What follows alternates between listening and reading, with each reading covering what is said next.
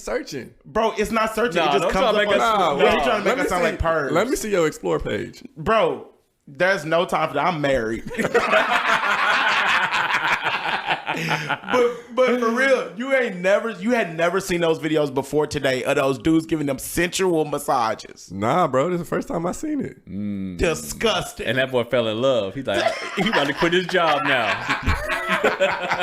No, but I just think it's crazy, bro, because I'm just like, are these dudes, do they have masseuse licenses? Ain't no way, bro. Nah, bro. Ain't no way they teaching you to straddle your patient. It's Not patient. What are they called? So you say, Clients. They not telling you to straddle your clients as you're giving them a massage. so you bro. saying Liv couldn't go get one of them? No, You know. she better go to the med spa with Sally and them. You know what? It's so crazy because I was just talking to this girl who was telling me that she just got a massage. She had won a massage. She went to this conference and won a massage. What type? Was this a regular? It's just a regular Oh, massage, okay. not a nasty massage. But she said she was caught off guard because when she walked into the room, the voice she heard is like him saying, "Hello, Rachel." No, ain't no way. She said it was a dude, and she said it kind of threw her for a loop. What, she thought it was gonna be a woman? Yes, she said most times every other time she's gotten a massage, it's always been from a woman, or they would ask and say, you know, what makes you feel more comfortable? So she said she spent the entire massage tense, and I said, don't that defeat the whole purpose of the massage? Yeah. Because it was a dude. Have y'all ever got massages before? I've never had one. Several. Have they always been from Wait, a woman? hold on. No, I feel like I might have had a woman once. Would you get a massage from a man? Yeah, that's a bit weird to me. Well, in what way? You think that would excite you? Like what? No, You not that. You worried But about I'm him just spreading your legs? It's not sensual. No, I don't know. For one, I've never had a massage, so it's like, I just think it's weird, bro. Somebody you don't know just. But you let a woman do it though? Actually, I probably went. Olivia was like, "Hey, let's go get a massage." Dante, you need to go get a massage. Maybe it's It'll not so change your tense all the life. time. My biggest fear is farting. Like You get so comfortable. You just. How do you come back from that? Well, first of all, I'm gonna be asleep because I go to sleep every time. But then, like the first 10 minutes, you'll be asleep, and then you get an hour massage. You only awake for like 10 minutes. And then you fart. You just be like, "Oh, well, you did your job." Let's start the pod. Start the pod.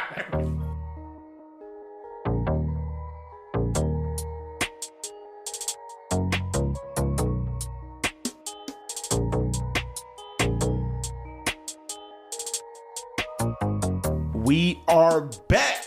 We are back again. Welcome to episode 43 of the Soundboard Podcast. It's your main man, Dante, and I'm here with this guy. This is Coop. And this guy. It's your boy JJ. And you know we got the producer on deck. Big KJB in effect. Hey, You we already can hear him for okay, real. Yeah. I know, y'all. I know y'all can barely hear him.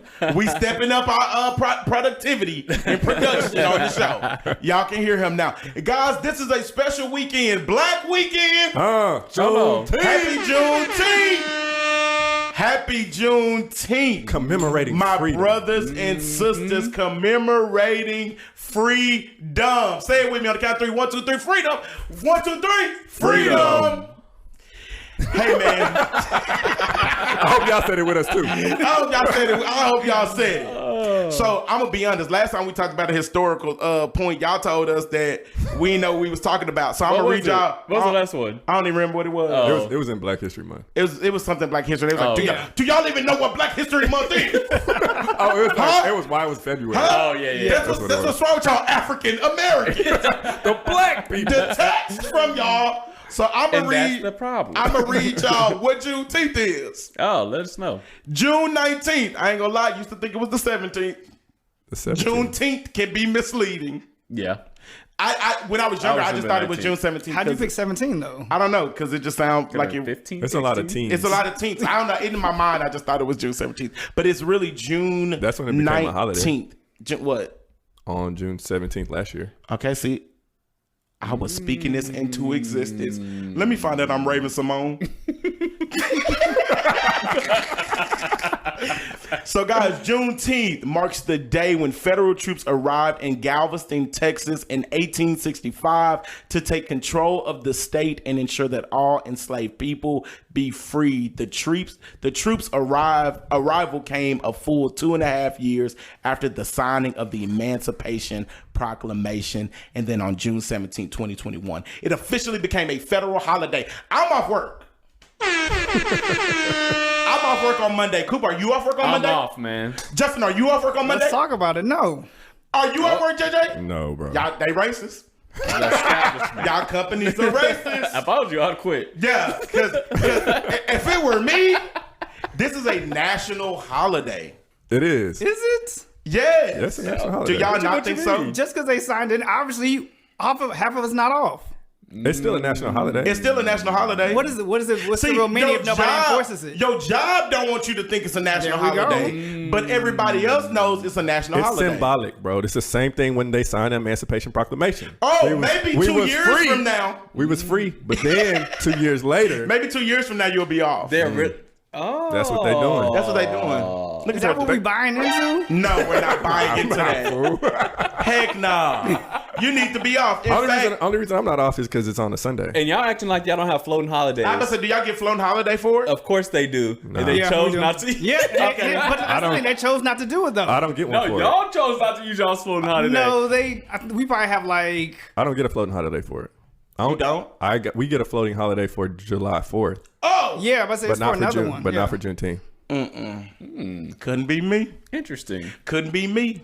So the fact these corporations and companies get to pick and choose what they want to do with Juneteenth doesn't sit right with me. It don't sit right with me either. And then you got the ones that's not necessarily commemorating it. Then you got Walmart who commemorating it too much. With the shirts talking about it's the freedom for Yeah, me. commercializing. It's a no for me. Did y'all see Walmart got shut down because they had Juneteenth ice cream? Yeah, and they try to take the trademark. They tried to take the trademark, and so they ended up taking the ice cream off the shelves. Did y'all because- get any before they took it off? Nah, I didn't. No. I didn't. Uninterested. But I heard people raised a big commotion about it. They trying to make Juneteenth, bro. I swear, if I see people walking around here in dashikis, I'm pissed. Blackface. That's what I'm saying. This doesn't bother y'all. They're gonna do it like they In what way? I What feel you like mean? this like a token holiday. Like they just kind of just gave it to us. Like give them Juneteenth. They'll be happy. yeah, When did they like do, when did we essentially. do it? Was it because of George Floyd or what? I think it was. It was. That was That was after 20 the unrest of it. Yeah. Yeah, there was a. Just give them a holiday. Because It was in like even though 2021? we mixed up maybe like Memorial Day and like Veterans Day, but we still know the meaning behind that. Right. I guarantee if we went out and asked people why they're off on Monday, they probably don't know wouldn't what it is. You're correct. they gave black people a holiday. Yeah, So to me, it's still- like I mean, it's still relatively new from a national perspective. That's though. true. So, like, if you ask, everybody want always off on if you ask the MLK Day. majority either. of people, they probably won't know. You know what's funny? Dante thought it was the 17th. When I was younger, please don't try to play me. You know what's funny? At work, like holidays, they usually say, "Oh, have a happy 4th." They didn't say nothing. They're just like, "Y'all Yeah. off on Monday." What do you? Can you say happy Juneteenth? I don't know. They probably don't know. I would say it's a joyous occasion. We found out we was free. Y'all know what? When I worked at How would you feel about your white boss to be like, "Happy Juneteenth, Dante"? Don't I do know you that. happy. I know you happy, Dante. I don't even want to talk about it on the podcast because I feel some kind of way. This when you isn't said my that. holiday. This is y'all's holiday. I was already free. Triggered. I would be triggered. So when I worked at Chase, I don't know. I told y'all this one time. When I worked at Chase, bro, they sent us an email that was like, "We got watermelon and chicken in the break what? room No. for Juneteenth." No cap. No. Wait, was black people organized that? Did they? I don't know if black people organized it. Was it a Because corporate- this is the Watermelon. thing. That's kind of That's what chicken that's- is okay. I love chicken. I love watermelon too, but But that's what it. It's not okay. you don't just pop out with watermelons. No, they were like, we got watermelon and chicken to celebrate Juneteenth. That I remember because we worked at a call center and they sent the email and you seen all the black people heads just pop up from over the cubicles. Like, what is that? Who said that? Who said that? Bro, we were flabbergasted. Did So y'all go to the break room though? That boy, you vegan too? You I tell did that watermelon? Nah, this was before. This was before. But now I didn't go because I protested because y'all know how I do. Well, I would have ate the hell out of that chicken. I'm mad. I would have ate it. I'm so upset about this. Hey guys, please don't be out here turning Juneteenth into another one of them holidays. Y'all just be getting drunk on. Like what's that day with the little Cinco de green Mayo? man? Oh. The little leprechaun. St. Patrick's Day. St. Patrick's Day. Yeah. Green man. I instantly thought of Lucky Charms. Yeah, him. He a leprechaun too. Don't be turning this into that kind of day. But yeah, guys, happy Juneteenth. And for y'all who are off, who don't maybe celebrate this holiday, do some work. Do some research. I'm always gonna be here to push education. Learn about it. Teach the kids about it, so we don't have these awkward situations where we're talking about Happy Juneteenth and they don't know what it really is about. You know what's also crazy? We celebrate around the world, but it was a Texas thing. Yeah, that's Yes. like, It was I feel some type of way. It I'm was not a gonna very, lie. it was a very Texas thing. In fact, we learned about it since we were younger in Texas because you have to take Texas history. Like we have to take Texas history. So which, this is another thing that starts to burn me up about this, because we going through all this legislation about CRT, critical race theory. So they're trying to remove all this from the Yeah, books, for but they sure. want to give us a national holiday for it. Yeah. There's no correlation now. The Justin, kids are gonna grow up and hey. not knowing about this. hey, Justin, I mean, it's that crazy. makes too much sense. Did y'all know Hey. that in Mississippi they just signed the 13th Amendment, like they ratified it in 2013. Wait, what? Like that. What are we? it was- Is this the piss everybody off podcast? it became officially. They officially ratified it in 2013. Oh, I mean, I There believe was an it. asterisk next to it because they never like Educate us on what that amendment is. It's the amendment that officially abolished slavery.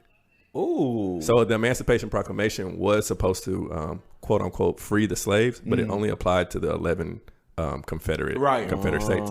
So everybody that was outside of that, it didn't necessarily apply to.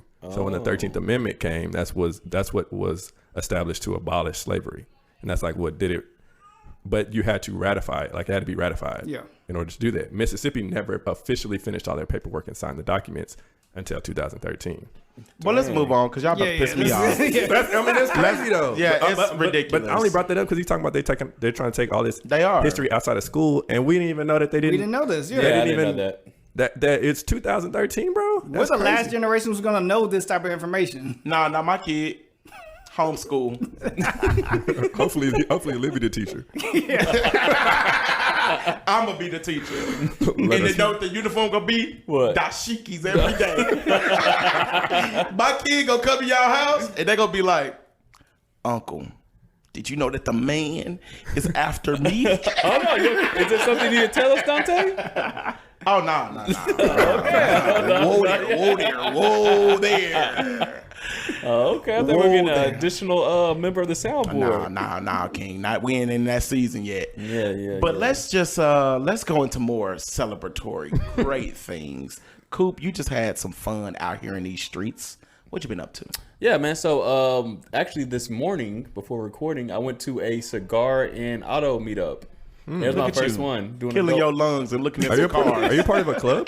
Huh? Are you part of a club? What type of club? Like a car club? I'm not, but I went. It was actually really cool. My homeboy Ty invited me, and I wasn't gonna go, but I was like, he always meets up with me wherever I'm doing, so I went, and I had a great time. Look bro. at you taking interest in your friends. Is he an associate or a friend? That's a friend. Okay, just want to check. Good friend. But it's always fun talking to people about things that they're really enthusiastic about. Right. So like I learned a lot about cars. Everybody's trying to teach me. I'm like, I'm just getting into cars or whatever. Probably like the last year. So they talking about stuff I don't understand. Yeah. They're like, this does this. So it's really their excitement about it made me excited. What kind of car show was it like? There was a McLaren there. There's sounds like Ferraris, exotic. Lamborghinis. It was anybody pull up the car. My homeboy brought up his Maxima, but everybody just like loves cars. I should have put the Sentra up. Make way for the Sentra. Yeah, but it was probably like maybe 50 of us. Oh, that's so dope. you're talking to everybody and everybody's just talking. It was a good time. Yeah, that's cool. That's dope. Yeah, some grown man stuff. Yeah, invite us next time. Yeah. Nah, y'all not interested. I didn't get no man. invite. Y'all wanna hit the club, man. What? The car club. No, that's dope, bro. That's dope, man. It's been, bro, I will say, I ain't gonna lie, my social media is low. I have been super social over these last couple of weeks. But this weekend, I had an opportunity to go to our yearly men's conference, bro. It's called Recharge. And it was Did it recharge the meter? it recharged me. That's good. So now I have to charge y'all up because I'm tired and frustrated. But it was good, bro. It was so dope being around like a lot of just other men, bro. We was worshiping, we was praying for each other, bro. It was just a dope little vibe. And I took a class that I think we should talk about next week. That's just a little teaser. What was the class? Can we get a little? So the insight? class, I ain't really care for the title too much. What was it? It was how to lead when your wife is a better leader than you. I didn't necessarily like the title, but I thought the class was actually super helpful. Yeah. And so next week I want to talk. I want interested in to this. lace y'all up with some of the knowledge that I gained from that. Look at us doing Can teasers. you give us one gem from the conference? Yeah, bro. So one of the things was, it's okay to, if you have a wife who is a great leader, that's great. But you should also be leading as well. So the thing was, figure out where your areas of strength are and where her areas of strength are, and then you allow her to handle that, and then you handle the other part. Now you all are leading, helping to lead. Well, that's kingdom. Bro, it was dope, dog, because you see that? Drop one of Clue's bombs. But bro, it was so dope and it was funny because me and one of my homeboys, so I'm gonna be a little transparent with y'all. When they asked me when I signed up what class I was gonna go to, I ain't picked that class, but I knew I was gonna always go to the class. You were ducking it. I ain't want to pick try to it. sneak I ain't in. want to pick it because I ain't want nobody looking at my registration like, his wife be leading better than him. Yeah. But I was gonna always dip in there. It's like when you buy tickets for one movie, but you go slide into the other theater. I was gonna always do that. And so me and my homeboy, he was like, "What class you going to?" I was like, I think I'm gonna check out this little one about. You know what I'm saying? Boy, trying to Not that I downplay need it. it. We good. I'm gonna go But laugh at them. Yeah, bro. I think I'm gonna go check out this class where, like, I just want to see how they laid when it out. your wife is a good leader, bro, and you just trying to lead as well. Yeah. And he was like, "All right, bro, I'm going to that too." I said, "All right, we can sit together." But it was dope, bro. So next week I'm gonna bring y'all some of the tips that I took from that, because even if you're not married, bro, we have a lot of women that's out here handling their business. A lot. And as a man, Shout out to them. Hold on, let me get one. yeah, drop that for him. Yeah. And as a man, that doesn't give you a right to be passive. And I think that's what happens a lot of times with men. Like Olivia's very decisive. Sometimes I could be a little indecisive, and so it's easier to just kind of let your woman just kind of be like, "Oh, she got it." Yeah. But no, they don't give you a right to be passive. Step your game up. Oh, yeah. I'm excited. So yeah, Let's talk about next this week I'm time. gonna let y'all up with that information. JJ, what you been having going on? Man, listen, this week, amongst the last few weeks, I'm tired, boss. I'm tired, boss. but this week I had the esteemed pleasure Yes. to serve as best man. Yes, sir. Oh, yeah. And you did a great job. Appreciate that. To my boy KJB, Yes. celebrating the Browns Union. Yes. I will say that was some of the best speeches. For real. We actually were talking about that. That was a great lineup of speakers you had at your. It really was. Everybody bro. did phenomenal. It really man. was, man. JJ gave a great best man speech. You did a good. Appreciate it. You did Prayer. the prayer. So yeah, You know what I'm saying? You know what I'm Say he saying? was going up to heaven, coming little back prayer, down to earth. a little welcome, but I had got stuck up there a little bit. I was talking to God. But no, bro, it was just a phenomenal. It was a phenomenal event. KJB, how you feel, bro? I feel great. I'm so glad it all came together. I'm so glad y'all were able to grace me with y'all presence. Oh yeah. Yes, sir. It was definitely overall entertaining. I think that's a different appeal.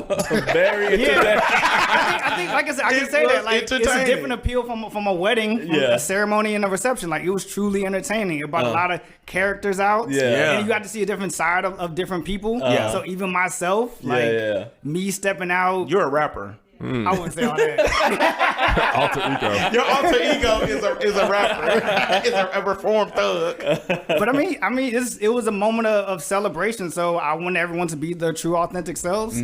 So y'all get to see different sides of me. Yeah. For those of y'all who Yeah. were not at the wedding, Run down the list of things that were Justin's wedding was a little non-traditional. It was unorthodox. Unorthodox. unorthodox. No, I can say unorthodox. Yeah, it was unorthodox, but a few things that were different, right? So Justin had everybody come down. We didn't walk down together. Like, everybody that was in the wedding party didn't walk down together. Yes. They had an intro song. So So the groomsman had the intro song and the bridesmaid had an intro But that's song. not that different. We did that in my wedding too. And then Justin had his own intro. Now that's what was different. This man Justin walked down the aisle. Throwing flowers. He walked down the aisle. I like Yes. this. I mean, so No, we threw flowers before he walked yes, down. y'all laid the foundation for me. I appreciate that. But for you, like, so because there was a few other components of your wedding that was like unorthodox, right? Yes. That you don't see in a traditional wedding. And we can get to that if y'all want to. But I just want to know from you, like, because it takes a level of confidence and then Yes. just like authenticity to like stay true to who you are. Right. And that's something I can always appreciate about you. Definitely. Right. And you being able to do that. But like, what is the like mindset behind how you had a lot of these components to your wedding? So I mean, really, when it came down to it, even like proposal wise, like I had to make sure I was like firm into like who I was. Like that process of getting ready to like join your life with somebody else, you want to feel confident that like I know who I am. I'm not necessarily gonna lose all these qualities. That's real. Yes, yeah. So with going through that process, I took inventory to say like this is how I want the proposal to be, and also I had ultimately aspirations and dreams of how I wanted my wedding to be. Right. And I think that's something that a lot of men don't necessarily tap into. That's Nah, true. don't think That's about a good it. point. They That's follow the that into that problem. lane. That's the problem. Yeah, they let that fall into that lane of like, keep your wife happy, let her The do everything. passivity. Yeah. And it's like ultimately when it comes down to it, this money is being spent. I want it to be a certain way. Right. Like we have preferences for everything that we do. Why not speak on it in these moments? So yes, that was the initial part of it, but I took it to another level. You did. You leveled up. You leveled up. Super Mario. Was this Kim wedding at all? Did Kim have a lot of input? Kim did, so this is part of our like, engagement process was ultimately like coming to terms with like, we're both somewhat strong-headed on some things. Right, Yeah. right. So really trying to work those compromises for like, wedding is your first group project type Right, thing. right, Yeah. right. So we really had to have those moments where like, okay, I'm serious about this. And that's a lot of these things that got laughed off. Yeah, Like, yeah. nah, you're not Like serious. you was No, joking. I'm pretty serious. and yeah. they came to fruition. Yeah. But That's what's up. love can let you blend those two ideas together. But Right. you have to have those conversations in the forefront. I knew from the very beginning, I wanted to have moments within the ceremony. So one of the moments being, I didn't want to be up there first. Right. Just kind of waiting on everybody. It just, to me, kind of diminished the effect of like, hey, I'm getting married as well. And I'm just waiting. I'm looking at everybody else come in. Yeah, Like, yeah, no, yeah. y'all are, I sent y'all the invitation. Y'all are here for me. That's my day. Yes. So for my ceremony, there was 2 doors. I decided to come in through the second door. I was the only one who came in through the side door. At least you were respectful and didn't come through the door she came Yes. through. Yeah. Because I would have been like, Justin, that's too much. Yes.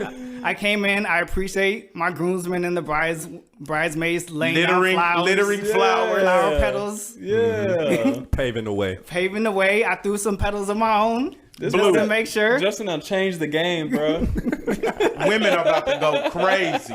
But yeah, I mean, also just certain level of intentionality. Like my song choice was very intentional. It went with my vows. So I wanted And what to was your make sure song choice, Justin?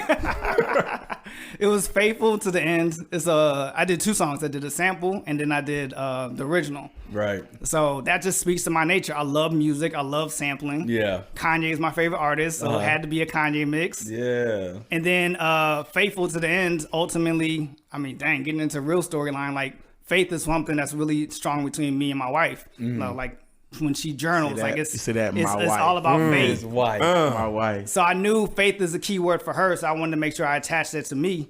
And I mean, it wasn't hard to find a song that matched with faith. And then I was able to, within my vows, spell out faithful. And you over here got a shirt on to say, Faith got me living risky. Yeah. It's part of who I am. Justin, bro, so one of my favorite parts of the wedding, first of all, Waterworks City, okay? When is it not though? I seen Dante crying at Justin's you, wedding. For you saying you don't cry, bro, it'd be No. Waterworks City. So, first of all, Does the water turn off? I typically do not cry in public. That boy wet and However- wild. What? Hurricane Harvey. Shut up, bro. I typically don't cry, but I think it's something beautiful about seeing like for Justin, man, I just think back. Justin and I have known each other over 12 years. And so a lot of these moments, I'm like, dang, I've been a part of it. Like when me and Justin lived together, bro, I remember we were broke, bro.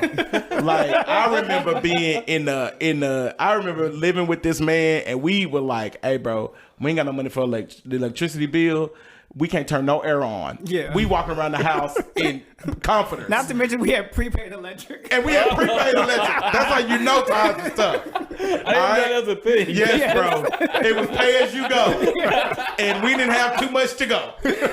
And so, bro, I just remember splitting pasta sides with this man. Oh my God. Like, the pasta size was $1. Probably was $1, bro. Y'all was splitting it? Cooking it for the household, bro.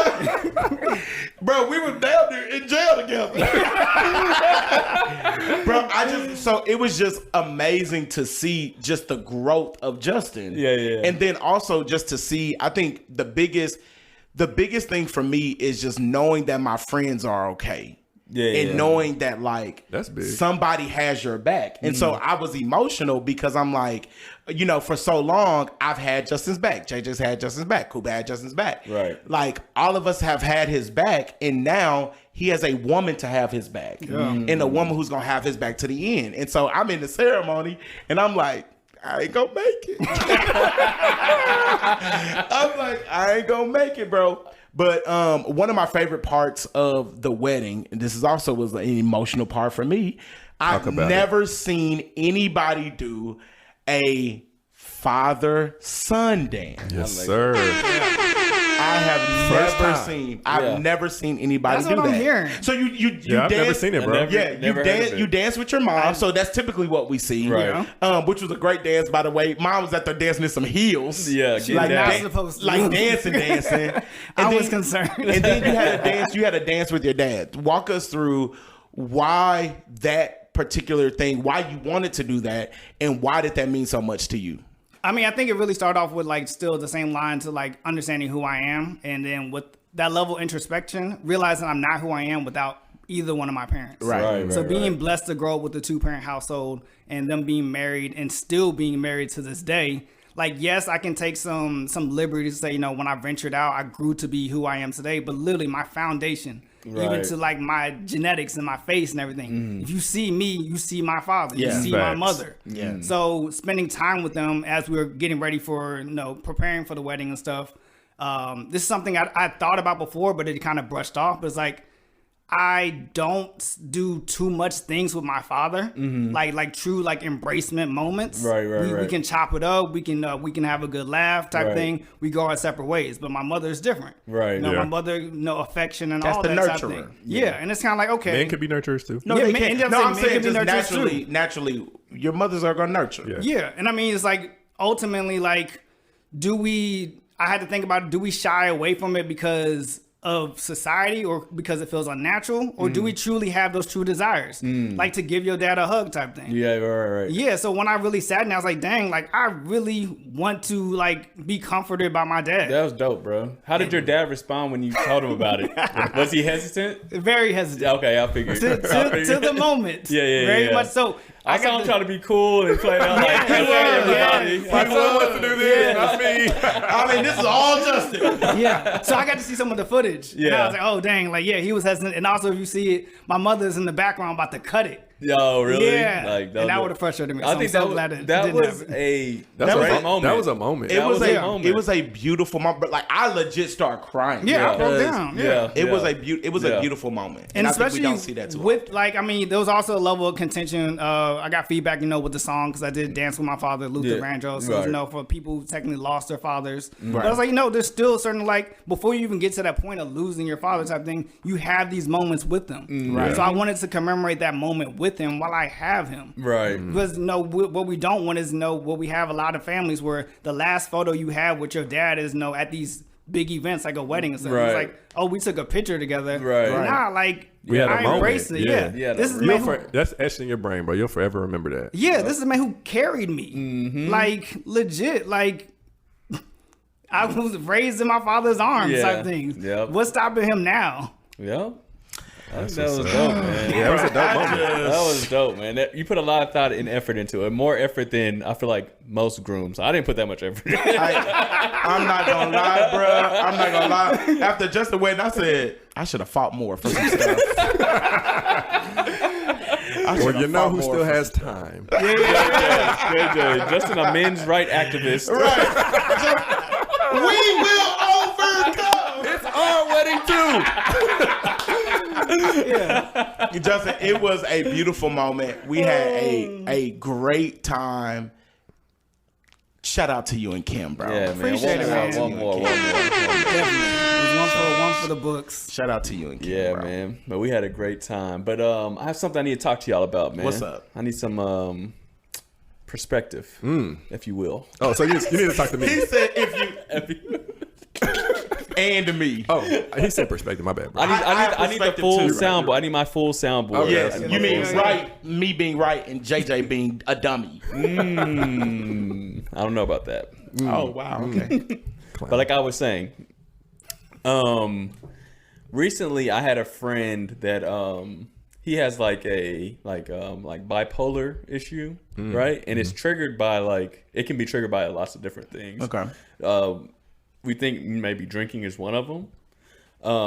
So he recently had an episode, but I remember before the episode, he was talking about how he saw me on my IG at Kiana's birthday party. Oh, that was the wrong day to tap into your IG. He saw me on IG at the birthday party having a good time, and I was You were having a good time. You was having a great time. I was having a good time, right? So I remember him saying that, and then he had the episode, and I was like reflecting on how we got here, basically. And it got me to thinking, I didn't know if that affected him in any type of way, me posting that, him seeing that.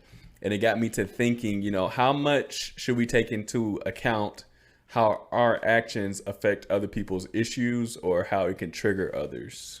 Bro, I think that's so good, because if you are around anybody, if you have any type of friends or even associates, because I know how y'all feel about that, everybody has something that triggers them. Like everybody has some type of trigger. Right. And so when you said that just made me think about one. Let me just say this. I think that all of us have a responsibility to try to be as sensitive, cognitive, or at least aware.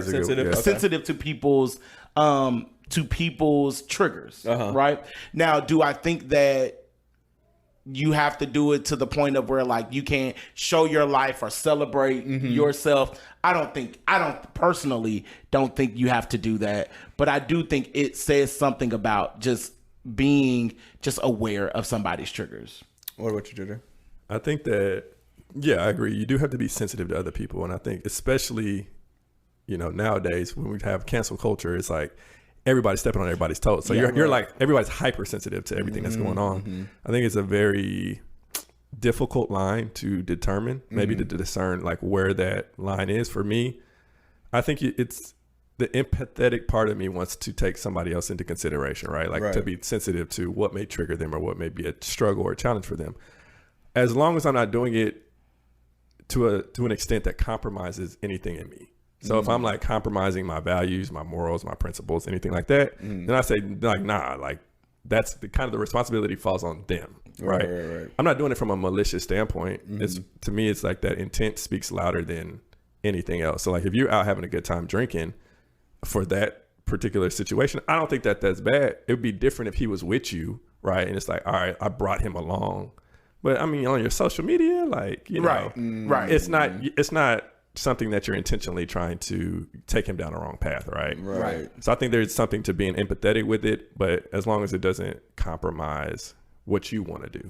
And that's I don't know why. I think that's when social media started getting weird to me, is when I started realizing that just how people see it and it affects them in different ways, and then it made me feel weird about it.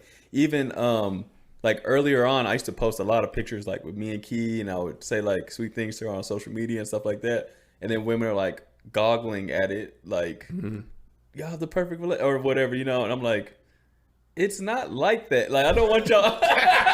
I don't want y'all to feel like y'all are missing something just because of what I have type thing. It just made me feel weird. So I don't know if I'm being over sensitive in that area, or like obviously I probably shouldn't let other people's feelings affect how I act. I feel like this is what we do, like with the cancel culture or sensitive culture, is we take on other people's responsibilities. Right. So I feel like that's what we do a lot of times. It's not my responsibility. Like, it's not your responsibility. Right. However they interpret that or how they respond to it, that's on them. Mm-hmm.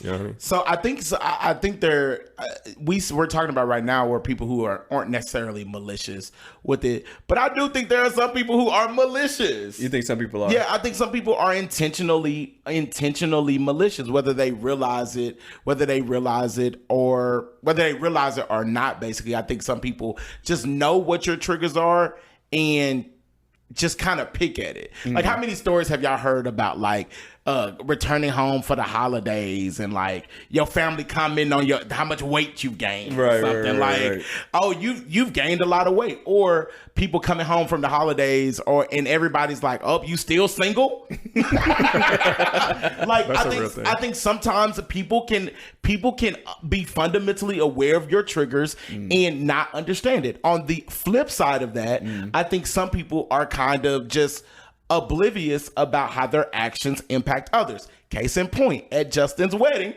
somebody came up to me, who was a listener of a show, a male, and said that after the wedding, a young lady came up to him and said, hey, when are you gonna jump the broom next?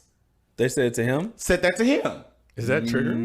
It can be. It can be to somebody who's not happy in their singleness. Now, I don't necessarily think that was that's his story. But when he told me that, I kind of just thought to myself, like, why would that be something that you say, and even if it's not malicious, why would you say that to somebody at a wedding, knowing damn well people's feelings be high at weddings? Right.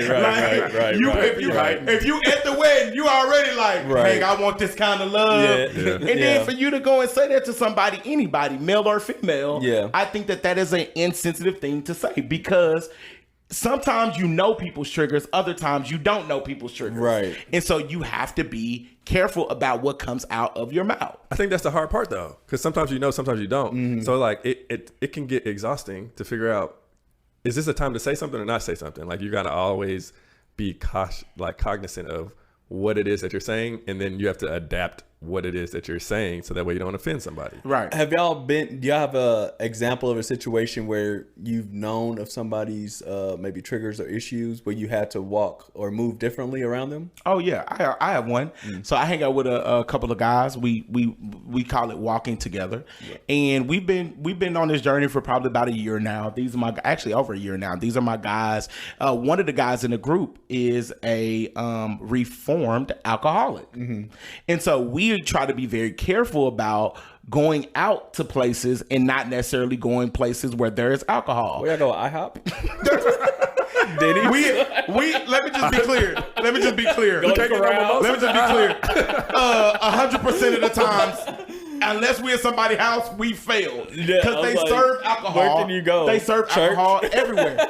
Now, even with that, though, you have some people in the group, like myself, who is very diligent about, like, if we're out, I'm not about to order a drink. You got some other guys in the group who equally know his story and his struggles, who are like, but I'm gonna order a drink. And so although he's like, hey guys, no, it's fine, like, don't make it a thing, are y'all saying that that's wrong for them ordering a drink? No, you saying it's wrong because you don't get the drink. You trying to put it back. Do you I thought that was gonna agree with me. Is that your responsibility to not drink around him as a friend or as a confident? I think to be sensitive to his trigger, it's not going to kill me to hang out for a couple of hours and not have a beverage. And so for me, that's kind of how I think about it. It's like, hey, I understand that he's struggling with this. I want him to feel comfortable. I also want to have a great time. And I don't think anybody but also, you don't drink like that anyway. That's true. But he didn't. What you mean? Dante changed it? Do not do that. Do not do that. Y'all know I'm one and done.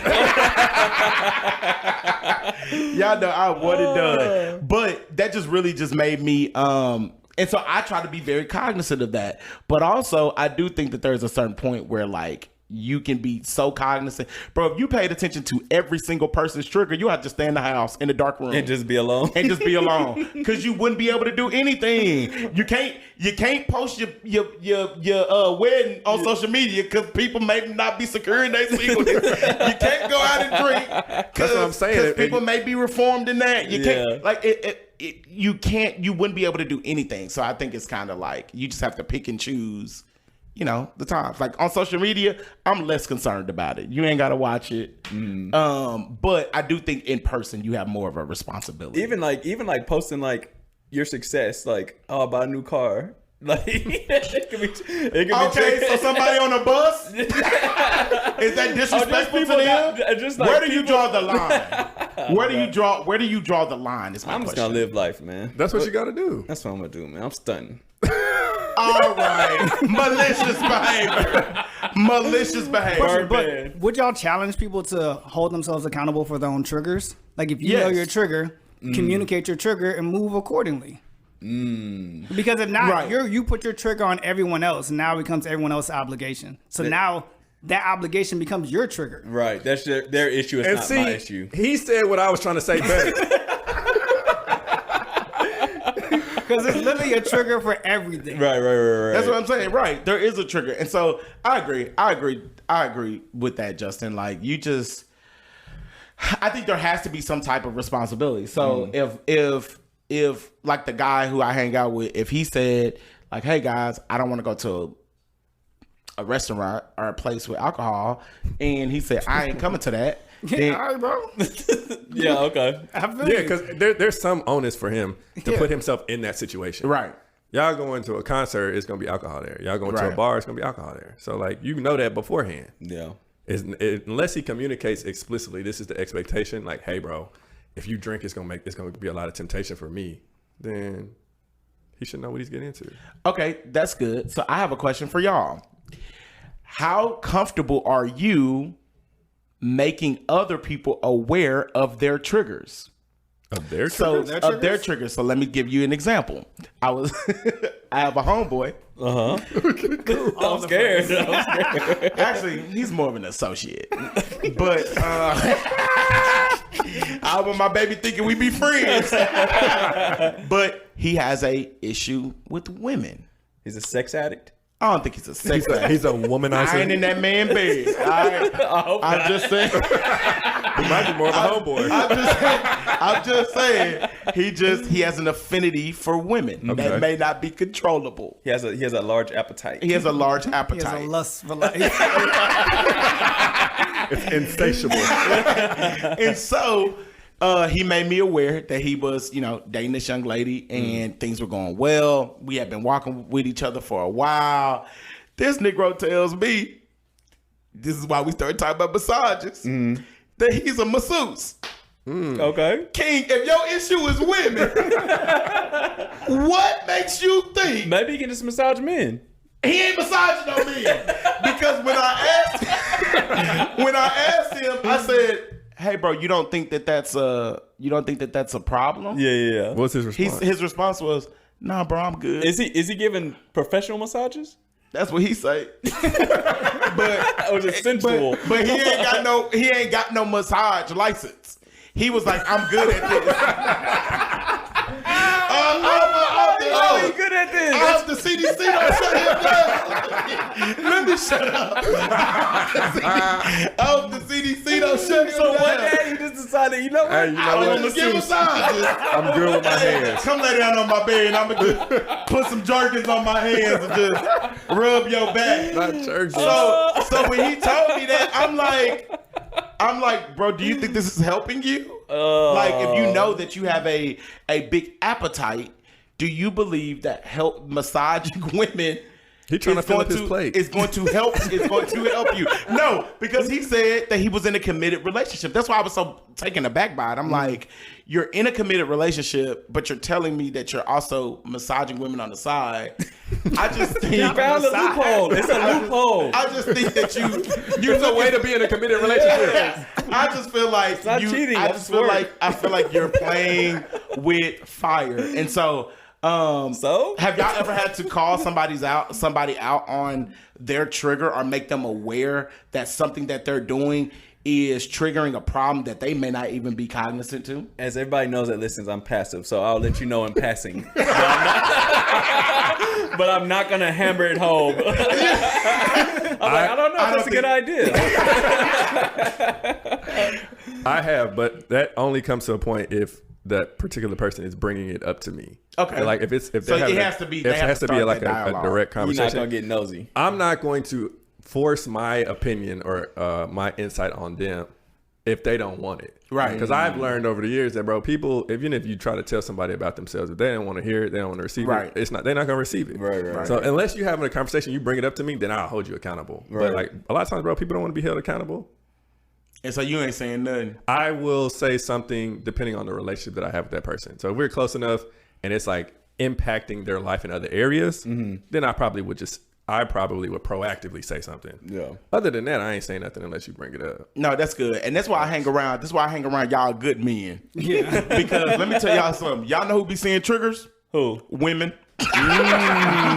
You bring a dude around your girl and she can tell you in seconds what his issue is. What's going on? They be reading I just feel like he has a thing. It's there. something. And then now she over here like, you hanging out with him? Where y'all going? See, so that's why I'm just glad I hang out with y'all who just be on the up and up. Yeah, man. Well, I think that's good. I think y'all helped me out a lot. I appreciate that.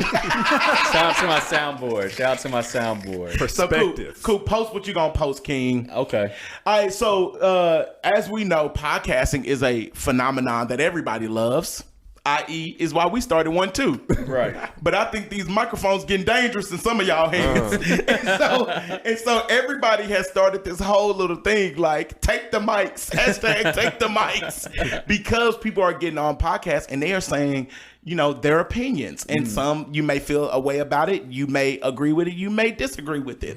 But I came across this clip and it's a young lady saying something. You know what? I'm going to let her say it because she describes it much better. When the men are not financially confident, that's who they run to, the bigger girls. Because most big girls are going to have good credit, have some money, and be able to help take care of them. And cook. Bigger woman says, help. Smaller woman says, oh, I have to carry that load. Oh, I got to take care of her. Bigger woman says, she going to help me. She going to put this load over her back. So because that's what she has to do to keep a man, to maintain a man. To make up for it. Yeah. So the man, again, I want to just sacrifice, step up, be by yourself for some time, get your money right. I'll just go get a big girl, she'll help.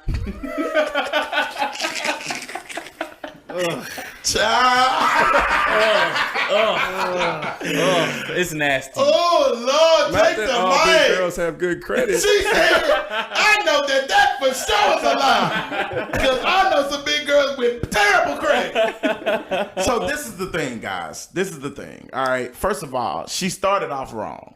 Here's why. You talking for two groups of people, and you are in neither group. You are not a man, meaning you do not classify as a man, and you are not a big woman. So you are talking about two groups that you are not in either of these groups. Now I want to ask y'all. She said when a man's not financially confident, they run to bigger girls because bigger girls are going to have good credit, all this, and they're going to help them. She said a smaller woman says that I have to take care of her. Do y'all believe that there's some truth to what she's saying? I believe there is some truth to it. Okay. I don't believe it's the Emphasis truth. on some. Yeah, there's some truth to what she's saying. Right. I just speaking from experience, I know guy. Oh, he's a user and abuser. He's a user, but it wasn't. I don't think it was based on size, but He just used all of them. yeah. Big But or he did have a lot of big women in his stable. If you for lack of a better word. On his roster. On his roster. on the lineup. Okay, Yeah. JJ, how do you feel? Do you Man, believe that's some truth? I don't believe it. I think the association is wrong. I don't think that men are running necessarily to bigger women. Right. I think that like if men are not financially stable, they run into women who are financially stable. I Right. don't think it's Not size that's what I'm that saying. matters. Yeah. Because I know some skinny women who unstable, Right. and I know some big women. So here's the thing. Let me read some of the comments because some of these comments were really good. One woman said, "If you're a pretty bum, sis, just say that." The Right. statement is full of insecurities. You Right. literally just deemed an entire demographic of women as unworthy and incapable of receiving actual real love from a man because of their size. Right. Sad. Another woman said, "These people getting disrespectful now. Imagine a poor big lady watching this and wondering if the man that she's with truly loves her and cares for her or is only for her for financial security." Triggers.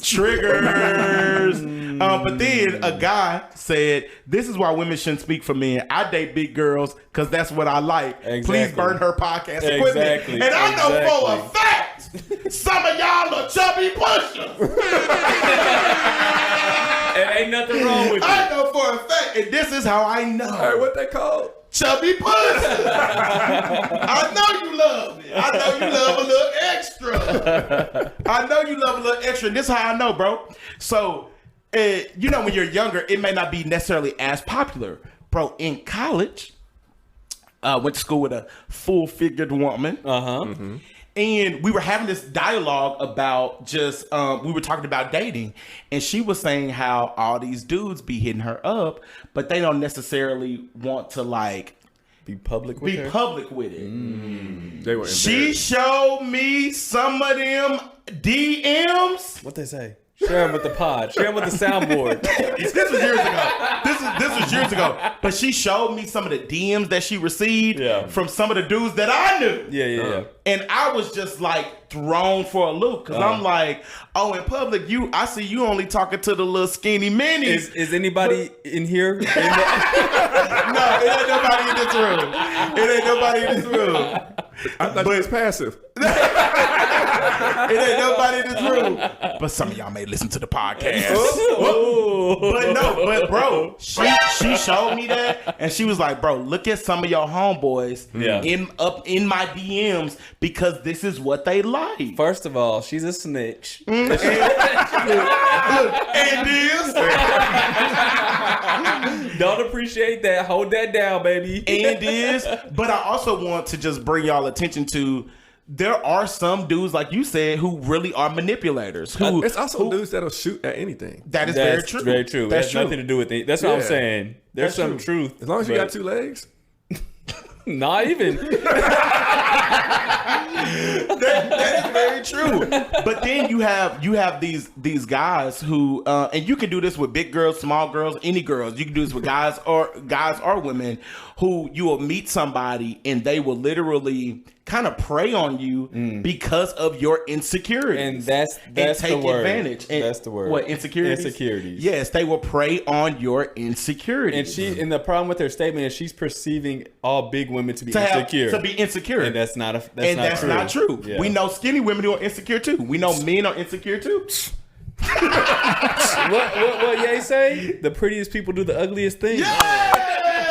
Yes. We're gonna get Ye on the pod next.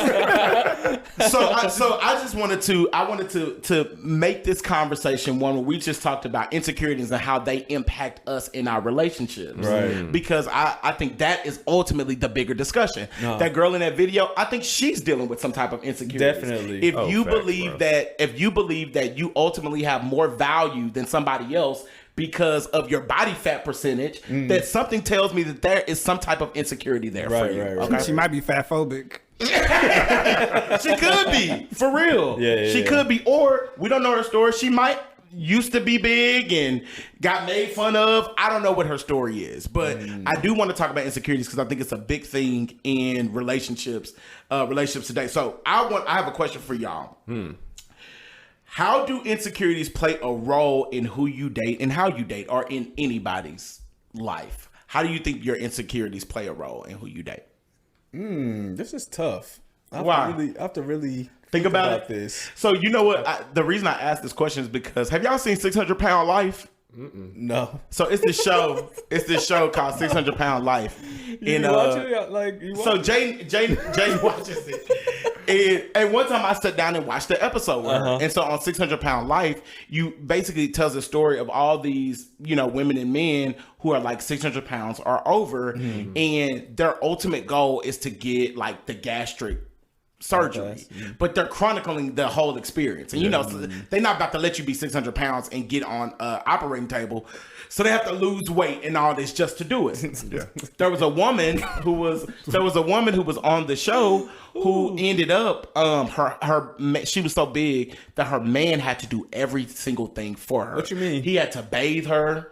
And he had to wipe her after she went to the restroom. Lord. He had to bring her food. He had to do every single thing for her. So after she ended up getting the gastric bypass, he ends up leaving her. He didn't like it anymore. He didn't like it that she was smaller, and so on the episode she kind of talks about how when she started to lose weight and be more active, he started to have a problem with that and they end up breaking up because she didn't need him anymore. And that just made me realize like some people will literally prey on you because of your insecurities, or they will stay with you because of your insecurities and how your insecurities make them feel comfortable. It make them feel needed. Just two insecure people. It's just two insecure people. That's wild. Bro, it was absolutely crazy. But it just made me think 9 times out of 10, you're going to, for the most part, date to the level of your insecurity. To your insecurity. That's what I was going to say. I think the only thing that came to mind is that people get they find the best person that they think they can get. The best that they think they can get. Right. Regardless if it's true or not. I think people also date from an insecurity standpoint. People also date people who are secure in areas that they're insecure. Okay. Go deeper in that. Right. So like, let's say I'm a person who struggles with confidence. Right. And I would be attracted to somebody who is a confident individual because there's a void. They're filling a void that I have in myself. You want to be like that. Yeah, I want to be like that. I'm portraying all my insecurities on this person, and this person's feeling this void. Like, oh wow, like they can do what I can't do, or what I feel insecure about. That's just like one area, but I think that people date like that all the time. I think that even outside of dating, people are attracted to people like that. Yeah, like they want to be around people that feel that they're void. Yeah, right. So I think that when it comes to finding your significant other, that's big. But I just want to talk from now the area of now that you are with someone, how do you handle their insecurities? Because I would say that you have you are not able to heal them, but you can't harm them. Harm their insecurities or harm them being? Like harm their being, because like you can't heal nobody. Like that healing has to come from something internal. Right. But you can't leave somebody. God. But let me tell you who healed. Oh, bro. The one and only. He went to bed on Friday. You asking some tough questions today, bro. Yep. But no, because I really think that, because all of us, even the guys in this room, let me not speak for y'all because y'all may be secure, but there are things that everybody has insecurities, I would assume. So speak for you.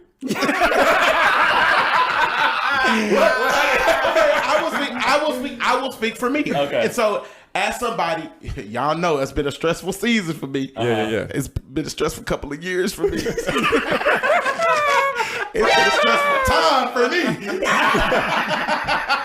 That's okay. We changing your state. Boy, we changing my state. You know what I'm saying? We changing my state, but your boy done put on some little healthy weight. You know what I'm saying? Yeah. Boy done put on some healthy weight. And it's one of those things where like I'm insecure about it. But Olivia's like, no, babe, I love you. You look good. But I'm like, it don't matter what you say. That's what I say. And so I thought this was something to talk about, because at the end of the day, whatever insecurity you have, it doesn't matter what the other person tells you. It doesn't change how you feel about yourself. Insecurities are how you feel about yourself. They're how you feel about yourself. And ultimately, they can end up being a demise of a relationship because you aren't proactively working on those things. Right. And so Olivia will tell me all the time, like, babe, I love you. Like she saw me in that suit at Justin wedding, and baby girl was like, she texted me and said, baby, you looking good. Oh. You know what I'm saying? But you didn't believe her. Oh, no, I did.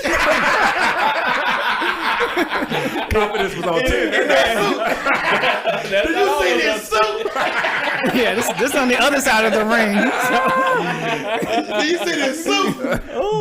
But I do think that insecurities play a part in like and navigating those insecurities are important. So like if you know you got a girl and your lady may feel too skinny. And she's seeing all these girls on social media with BBLs. The thick pics. Yeah. And she like, baby, do you like my small butt? Yeah. Love it. That can be an insecurity for her. Yeah. So I mean, since I can be transparent too. So for me, like one of the insecurities in me is, y'all know, I've talked about this before. Like sometimes I struggle with like people pleasing or like appeasing others, right? Uh-huh. I thought you was gonna talk about Never mind. Nah, man, go ahead. I really didn't have that. I just want to get you started. Dante the Jokester has arrived. I didn't have that. I just want to ruffle your feathers. Motion in the ocean, dog. So with that, like, there are times where I do things where I'm not necessarily as confident in what it is that I want to do, but it's not because I don't necessarily have the competency. It's just that, like, the insecurity in myself. So it's something that we communicate through. So how that works in our relationship is that it's already known. So we talk about it, we communicate it, but she will also challenge me on it. So like, if there's ever a time that I am operating from my insecurities, she'll call it out. Right. And so it helps me to be more cognizant of it, but it also helps me to be more intentional, and vice versa. So the same thing for her. Like since we've already expressed some of the insecurities that we have, whenever I see it, I'll call it out as well. Right. That's good. So it just kind of helps us to be able to move forward in it. Right. We try not to do it in a way that's like demeaning. Right. Because the thing about insecurities is oftentimes it's a sensitive subject. Right. So how you deliver your communication is very important, because somebody can become defensive off the bat. Yeah. So for us, one thing, like I try to always preface it like, hey, I know this may be an area that you're challenged in or whatever. I try to give you a little bit of grace period before I let you know like what it is that I'm bringing up. And then we kind of just talk through it. Like, hey, I try to instill a little bit of encouragement and confidence, and vice versa. That's good, JJ. I think that's super important. Like, just communicating your insecurities to your significant other so they can know it's a touchy subject for you or a trigger for you, and also just holding you accountable. Like, if you're gonna be with somebody, they should be holding you accountable, even to your friends. Like, if you can't be secure, if you can't, like, what you gonna say about me? I was joking, but I really don't have anything to say. I really don't have anything to say. But even with your friends, like your friends, if y'all may be out here sharing that with y'all associates, but I share it with my friends. These are these are some things that I'm struggling with, I'm insecure about, and I allow them into that area and allow them to hold me accountable into that area. Right. And so ultimately, man, everybody out here dealing with some insecurities, you just got to make sure that you ain't harming people. I know me. I think I do a good job of working on my insecurities. So which you should. Everyone should. Working out. Y'all gonna laugh at me, and it's fine. I'm not gonna laugh. Reading. Oh, but that boy laughed. Immediately. He wasn't gonna laugh. I'm not. That man is laughing at your insecurities. I joke that I'm not a strong reader, but I'm really not. I'm not a strong reader, like, naturally. So I've been working on it, and I've been getting better at reading. You have. That's good, bro. So I've been reading aloud when I can, when I have the opportunity. But then some of my insecurities I just run away from, bro. So like, even at y'all gonna laugh at Justin's wedding. What you mean? What was it?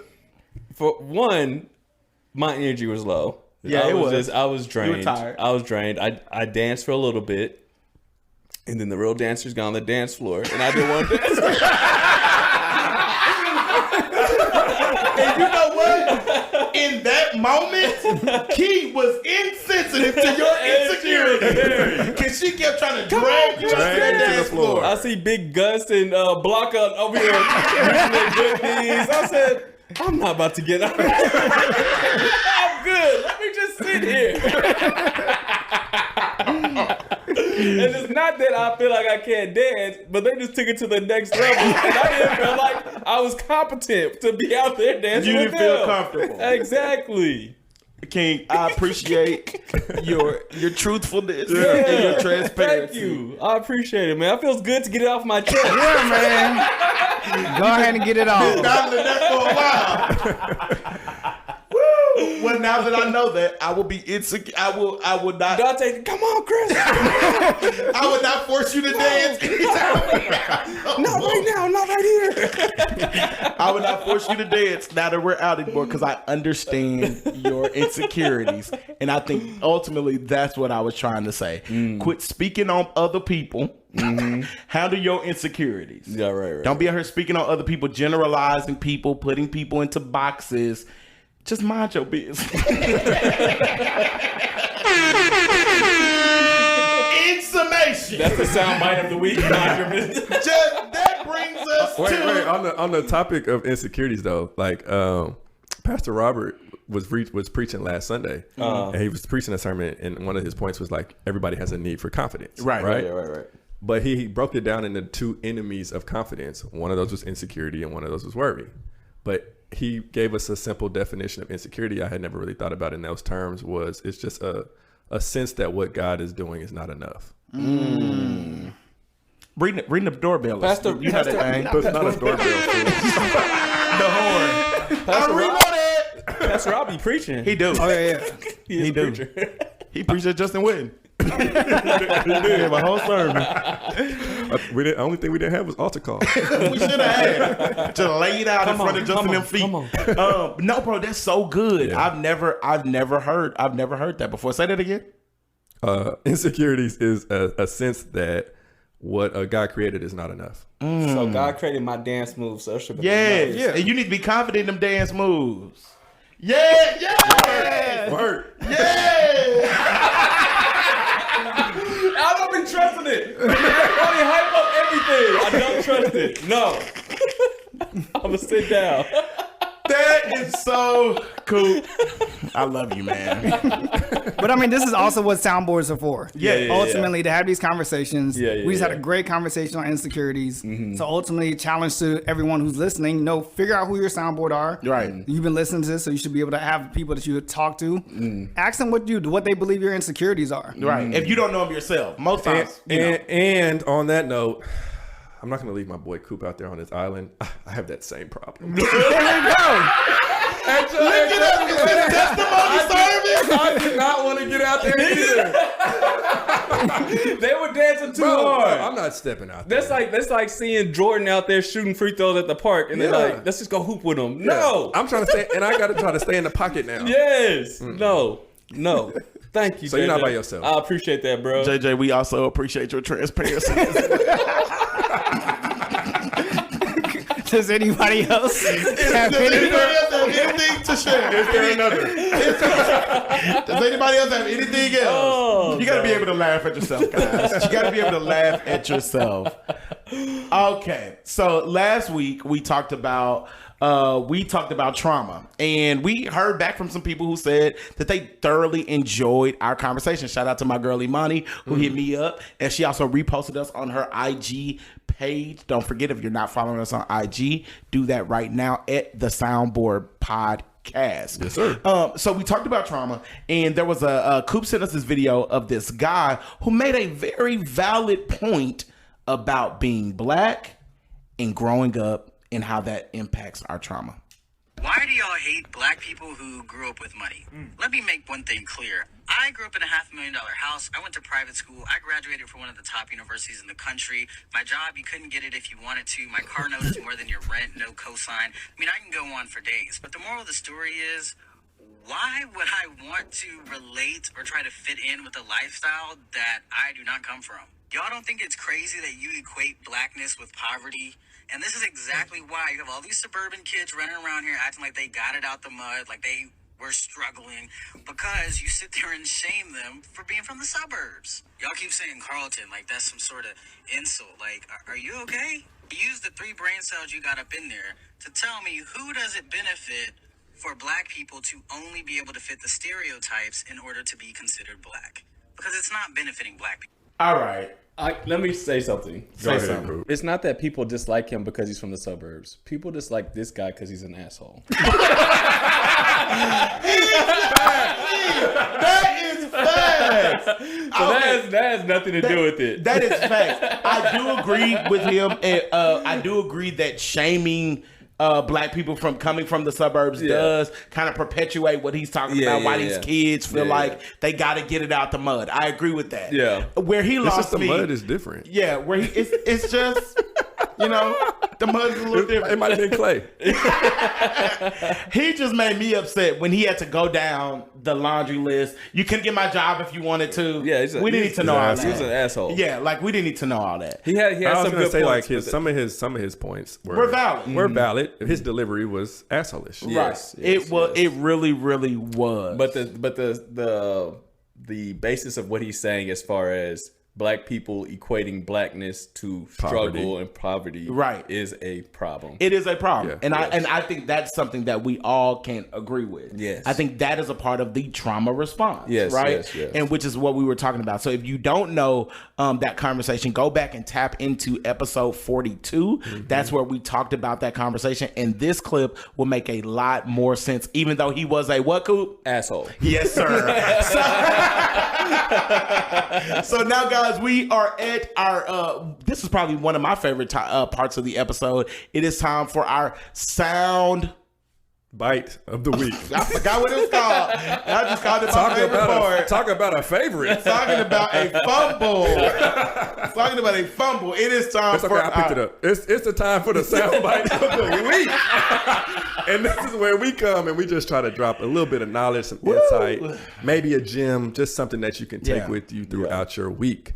So this soundbite of the week is: the best things in life are on the opposite side of fear. Say that again. The best things in life are on the opposite side of fear. That's good, bro. That and to me, it's self-explanatory. I don't even think we need to add anything to that. The best things in life are on the other side of fear. So if I had danced out there, who knows what would have happened? Who knows what would have happened? The best thing in life. Exceptional night. Okay. But you stayed in your fear. I did. Never again. And we hope the same for you. Guys, thanks for tapping into another episode of the Soundboard Podcast. Please don't forget, we are all about building community around here. If you do not follow us on Instagram, what are you doing? At the Soundboard Podcast, at the Soundboard Podcast. Please go and do that. Also, if you are listening and you haven't left us a review, man, come on, man. You got to do better. You can now leave us reviews on Spotify. You can also leave us reviews on Apple Music. We made a goal last year of reaching a certain number of reviews. We actually surpassed that goal. Shout out to y'all. Shout out to y'all. But now we have a new goal, guys. And the more you give us reviews, it helps us get higher on the podcast list, and other people can find us. If you think we're dope, share this podcast with a friend or a family member or somebody else. Hey man, if you want to keep in touch with what I'm doing, I don't be posting, but I'm gonna do better. It's follow me at Dante Speaks Life. That's DONTAE Speaks Life. And you can find me at ThisIsCoop_. And you can find your boy JJ at _Jeremy J. And you can find our producer at Just a Fiasco. I can't wait till y'all see the clips from that wedding. Well, that's all we got. We out. Peace.